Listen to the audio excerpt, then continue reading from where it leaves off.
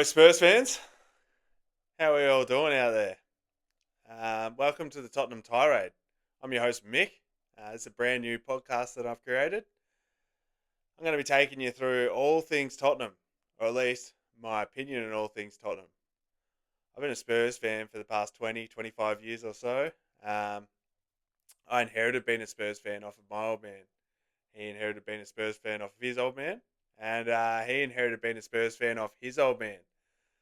So being a Tottenham fan runs deep in the family lineage, and for better or for worse, we're long suffering, but hopefully there's positive things on the horizon. We can only hope, eh? I've been a Tottenham podcast listener for quite a few years now. Tune into Spurs Talk Show with Shawnee. Um, Love listening to him take us through all things finance related. He quite often has an interesting insight into some aspects of the game that a lot of us don't understand. Last word on Spurs with Ricky, always a good listen. We are Tottenham TV with Ben and Sim. They're great for their watch-alongs and really good listen. Um, Daring and Doing with Ben and Will. I find those blokes hilarious. They're a crack up. Good bit of entertainment, and they say how it is. If they're feeling miserable, they'll let you know about it. Hotspur Hippie, fellow Australian. Always good to see a few of the Aussies getting about the Spurs, and I think he's British born, but living in Australia, so I'll claim him as one of my own.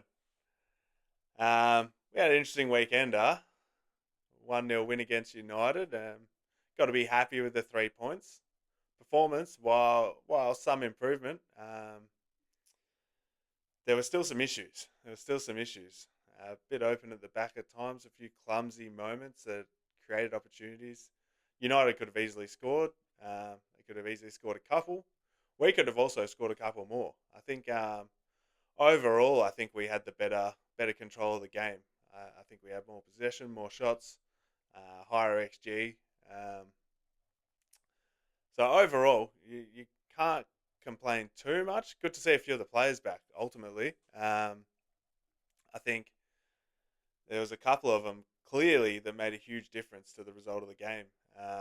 Vicario coming in, he added heaps, heaps and heaps. His leadership, his control of the defensive aspects of the game, pulled off some huge saves. Really kept us in it in that respect. But I think you could see that the defense didn't look so panicked with him behind them. I think his constant communication, his constant yelling, his passion. I love what he offers to the team. And while I've been happy with Kinski, apart from a couple of moments here and there, I think he's put in a solid performance so far as a 21-year-old coming in fresh into the league. Obviously, having Vic back there just adds some resilience to the team that we've really been lacking for a little while now. Matters obviously coming back in. Brilliant. He had a brilliant first half. I thought probably the first 30 minutes or so, he was probably best on ground. He did start to fade, and he started the second half pretty slowly. I did think right before he got subbed, he'd sort of fought his way back and he got some of the momentum, but obviously that was a bit of a planned sub, and you didn't want to be giving him too many minutes. I think even when he's up and firing, he doesn't seem to always play the 90 minutes. Um, so yeah, I wasn't too concerned about that. Um, let's run through a few of the players. I thought Danso has been brilliant since he's come in. Um, his willingness to get forward. He doesn't look like he panics. He's happy to put in a good tackle. His tackle chasing back on Hoyland was great. Despite I think that might have been when he picked up the knock, if I'm not wrong. But his commitment. Davies, another solid performance. Apart from that one ball that he lost over the back, which created their moment early on. That I think they had two or three pings and could have almost scored. Just got lost with the ball in the air, but he didn't make that mistake again. I don't think for the rest of the game. So, I believe it was bloody Slabhead Maguire who managed to play it through to him. unusual to see him step up and do something good. Um, I'll continue along the back line, I guess. Spence, I mean, man of the match. Man of the match awarded on the day, and man of the match in my eyes, too. He's been a revelation since he's come in. His work ethic, his desire, his skill on the ball, his ability to hold up the ball and protect it while coming out of the defensive areas has really offered us something we haven't had in the team for a little while. Um, Porro, I thought was all right. Um, I think he still looks run off his feet. Still looks exhausted. Not quite in the form that he's been in at previous times, but can't criticise him too much. Bentancur, I think he had an okay game. Better than the last couple. Saying that, I think everyone was probably better than the last couple. It wasn't hard to be better than the efforts that we put out against Liverpool and Aston Villa in the two cup games. I won't touch on them too much because I'm sure we're all trying to forget about how those games went. Um, Bergvall, I love his energy, the way he gets about it. He's just all passion, all drive. He kind of, the way he moves, he just dances around players almost. And I like that he gets stuck in. I like that he's passionate. I think you can see that he really cares when he's out there, which I think is really important. And I reckon Casemiro might have had some tired legs coming out of that game because Bergvall just ran him off his feet all game, all game. I'm not sure what minute he got subbed, maybe the 70 something. But yeah, I was pretty happy with Bergvall. Kulu, I thought had a quiet game. I don't think he really found the rhythm of it, but once again, he's got to be run off his feet and probably due for a rest. And who knows, he might get one against Ipswich this week. We'll see. Ange does seem to like to select a pretty consistent lineup, but with a few players back. And I'm sure with the things that have gone on with the season so far, he's got to see it as an opportunity to rotate some of these players through, get some energy back into them, and hopefully give us a chance to assault the Europa League and the remaining Premier League games to see if we can keep climbing the table a little bit. I thought Tal worked hard. I really like what he's offered so far. I think he's got really good work rate. I think he runs. I think he's creative. I think he's got good movement. I think he was unlucky. He had quite a few chances. I'm not sure. I think he had 7 shots potentially, something like that, and just didn't quite manage to connect with a few of them. I think a bit more power behind a couple of them, or some slightly better placement, and he might have scored one or two. And I'm sure we'll see that coming in future games. His finish against Villa at the end there was class. So he's obviously got the ability. And I think he looks like he's enjoying playing for Tottenham for whatever reason. I'm surprised he didn't walk out after the first 2 games he played for us. Son, I think poor Sonny. I absolutely love Sonny. I've loved, as I'm sure every Spurs fan does. Given so much to the club over the years. But once again, not dissimilar to Kulu, just looks run off his feet and really lacking in confidence. For whatever reason, given the opportunity to, there were quite a few moments where he could have taken on the man and tried to really burn into space and create something. He just doesn't seem to have the confidence to pull out that trickery. I know we saw it in a couple of games. Maybe against Elfsborg it might have been. I thought he had a much better game. I mean, fair enough against lesser opponent. Although, can you call them lesser than United at the moment? Um, but yeah, he seems to be lacking in confidence and probably lacking energy. And whether it's just doesn't feel like he's got the go in his legs to beat a man on the break. He did have that strike, which did rebound to Bergvall, which ended up going through to Madison for Bergvall took the shot, and it was saved and parried, and that's what ended up with Madison for the tap in goal, which was our only for the game. So he did create something, and I definitely don't think it was Sonny's worst game. Just a long way from his best, which I think every Spurs fan would love to see him back, banging in the goals and beating a man. Yeah, I mean, Sonny in his prime, he can send someone slipping and sliding, um, just with his ability to go both ways. So hopefully we can get a rest into him and we can start seeing the Sonny of old come back. Because I don't think he's completely done, despite some of the narrative that's been around him. I'd be lying if I said I haven't been frustrated with him at times this year, but I don't know if that's all down to his fault. I think he's been put in a tough situation. I think he's been, as one of the key senior players that's not been injured, I think he's been bearing a lot of the weight and a lot of the pressure of the team struggling. And that's a lot for him to take on. And I'm not sure that he plays a role in the team where you can really take on that pressure.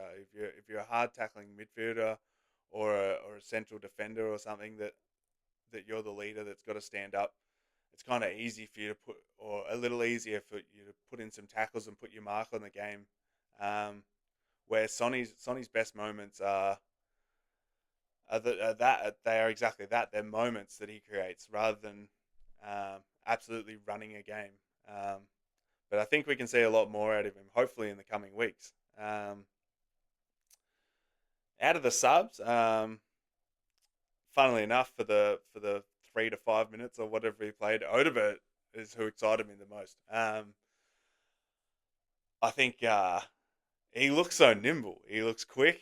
The way he dances around. He had a nice little 1-2 as soon as he came on the pitch.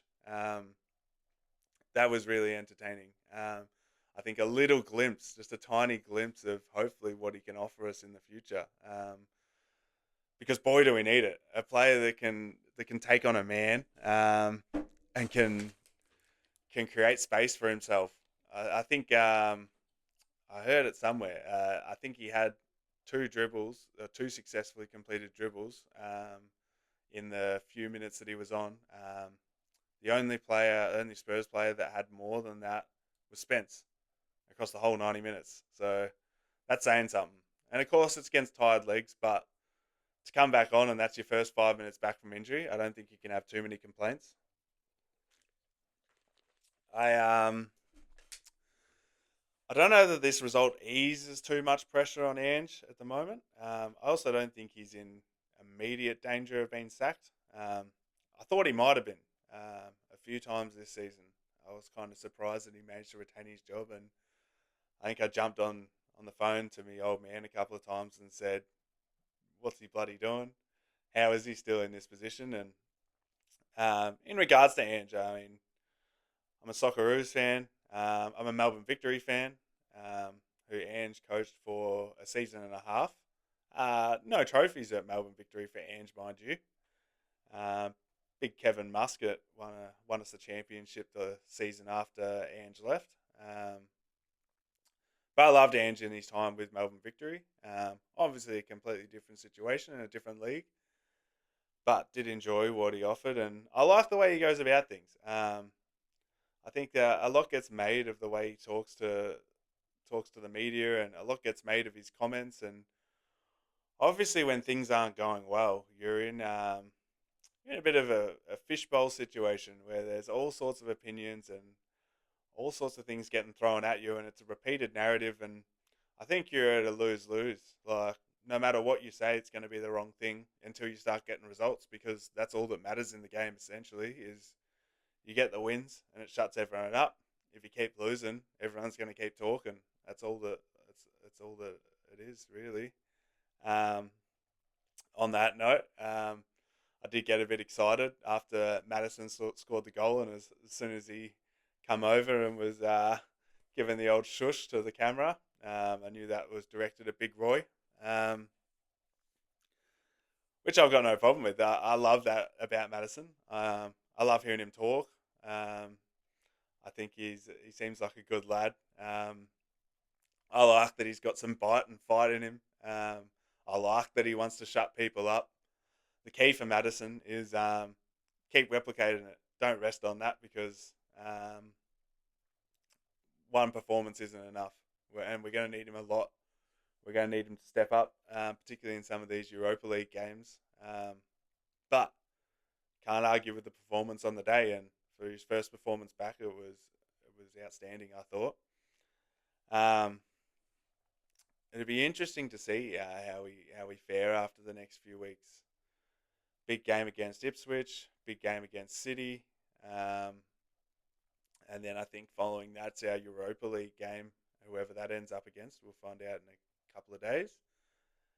As far as the league goes, I mean, you can't look too far forwards. Same as I think I would have liked to have said to a few people, saying you can't look too far backwards too. A lot of people were talking relegation, um, which I don't think was a realistic scenario. We're obviously creeping towards it, and no one wants to be in that position. But I think you got to have your eyes set on the next position up, and we've just got to really chase down getting into that top 10. Um, if we can get into the top half, all of a sudden things start to look a little bit better. Saying that, I'm not sure 4 or 7 points or something we are. I think 4 points behind. Lost. Not sure who we're 4 points behind. 4 points behind Brentford and 7 points behind Brighton. 8 points behind Villa in ninth. So still a little bit of a gap between the top half.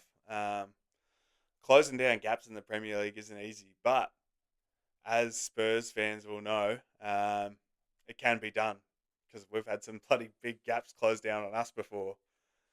I'm pretty excited for the Europa League. Pretty anxious too. Seems like there's a lot of hopes hinging on it, and uh, it's always tough in a knockout competition. Yeah, 2 legs helps, and you can have an off day and be the better team across 2 legs still. But it's very easy to get knocked out of these competitions, and there's still a lot of good teams to play. So I don't think we can be counting our chickens there. I don't think any Spurs fan is, but hopefully, hopefully we can at least run deep into it. You know what I mean? I'd love to see us lift the trophy, but I think it's still a long shot. I think it's hard from this position to guarantee anything. A lot of good teams have failed in big games, and we haven't been performing like a good team lately. So we could easily fail in a big team again. I thought it was good to see the protest before the game. I was up. It was a 3:30 a.m. kickoff here Monday morning for the game. So I set my alarm for. I think I ended up waking up about 10 to 3. I was watching some of the live streams of the protest, and really good numbers there. Huge turnout. Um, I think there is absolutely nothing wrong with Spurs fans getting out there and demanding better for the club, because if we're not demanding it, who's going to demand it? Um, I don't agree with everyone's narrative on everything Levy out or everything Ange out, or I don't have much to defend for Enoch. I think Levy has done some good things. Um, I also think that he's caused us a lot of issues, and um, it'll be interesting to see where all this goes, um, because we need better. We need better. We want to be competing at the top, and we want to be winning trophies. Um, I don't think I don't think hovering around fourth or hovering around third or fifth or sixth. I don't think any of those really scratch the itch that we're all trying to scratch, because it doesn't give us anything to brag about ultimately. Sticking a couple of trophies on the mantelpiece, that'd give us something to smile about and something to brag about, which would be nice. I think it's long overdue since that Carling Cup win. A lot of talk about this Qatar buyout. I'm not sure what to think on it. I think much the same as transfer rumors. Until you see anything that's confirmed, or anything that you can truly believe, I think it's hard to read too much into it. I think there's positives and negatives that could come out of it. Um, Change can be better. Change can be worse. no guarantees either way. But yeah, we'll see how that one pans out and whether there's any truth for it. I hear a lot of people saying it's some suspicious timing of these rumors getting circulated, and that could be suspicious timing because of leaks that are trying to ease pressure on the club. Um, it could be suspicious timing because there's some truth to it, and that the protests and the knowledge of the protests that was like in advance could have been putting some pressure on the club, and the club could have been feeling it. The owners could have been feeling it. The board could have been feeling it. I'm sure Levy's feeling it because it'd be bloody hard to sit in a stadium with a whole fan group chanting that they want you out. Because I think he does care about the club in his own weird little way. Um, it's his project. It's been his baby for the past 25 years, I think. So probably as long as I've been a Spurs fan, ultimately. um, so yeah, I'm very intrigued to see how it all pans out. I'm also not holding my breath that anything, as far as ownership, will change. I think this pressure that the protest put on the board, and onto Levy can create some change, which isn't necessarily change of personnel. Um, but I do think that the pressure that was getting put on him probably rushed Levy into, well, not rushed is the wrong way to put it because we didn't rush into anything in the transfer window. Um, but definitely put some pressure on to force him to look at the squad and go, I have to do something. Otherwise, people are going to be kicking down the door. Which props to anyone who's putting pressure on him because we definitely need it. Um, what else have I got for you? Anyone see Jamie Donnelly's goal? No, not the long range strike that got counted as an own goal. An absolute blinder of a volley he scored this morning, or last night, or depending on the time, wherever you are. Just absolute blinder. I think he is a very exciting prospect, albeit in League One at the moment. But I think some of these young lads that are coming through could really offer us a lot for the future. Um, I had a look at some of the vision of Young Min Hook. Um, Geez, he looks lively. He looks lively. Great assist. He's got quick feet. I saw a video of him skipping down from the halfway line and beating about three players charging towards the box, and I think he lost control of the ball potentially right near the end. But he'll just be finding his feet in English football. And I had a look at the score, the player ratings for that game on Google, and I think he actually had equal highest ratings on the park um, for that game. So props to him because I think it's a very different prospect playing English football compared to playing in the Korean league. I dare say there's a lot more physicality going on, and I did read somewhere that I think there was a few players trying to put the body on him early in that game, which he kind of struggled to deal with, and I think he obviously found a way to make it work with his feet because you don't have to be the strongest to make it work in a physical league. There's been plenty of players that are slight of body that can be slight of foot to make someone a bit more physical presence look like a bit of a fool. So I'll be very excited to see some of these players, and they might be a way off. A lot of people are talking next season. Who knows? It could be the season after that, but some of this young talent coming through definitely at least gives us something positive to cling to. Couple of big games coming up. I wonder how everyone's feeling about the Ipswich game. Boy, it makes me nervous. I feel probably more nervous about that than the City game. Which probably, I mean, there probably is more pressure on Ange, more pressure on the team coming into this game, given the last time that we played them. Um, we got to right that wrong. Not that you can get those 3 points back, but we need the 3 points this week. And starts to build a bit of momentum all of a sudden. If we can come out and we can get a win, um, I think you start to change the narrative a little bit. I think we're a long way off. Still, I think 2 wins in a row, 3 wins in a row doesn't necessarily change everything. But if we can win that game and get a result of some sort against City, saying that though, I think hopefully we come out and flog them. Despite them finding some form at the moment, they were absolutely flying against Newcastle on the weekend. Um, but if we can put in some sort of a performance across these couple of games, get 3 points against Ipswich, get a result against City, all of a sudden we come into that Europa game with a bit of confidence, and who knows where we can go from there. I'm looking forward to it. I'm looking forward to it. And regardless if we're doing well or whether we're doing shit, I always look forward to watching Spurs. Um, I much prefer to see us win, and I've sat through some dour performances that hurt to watch across various managers, um, but especially across this last couple of months. It's been painful. It's been painful to sit through, and I think every Spurs fan can agree that we don't want to see that. We do not want to see it.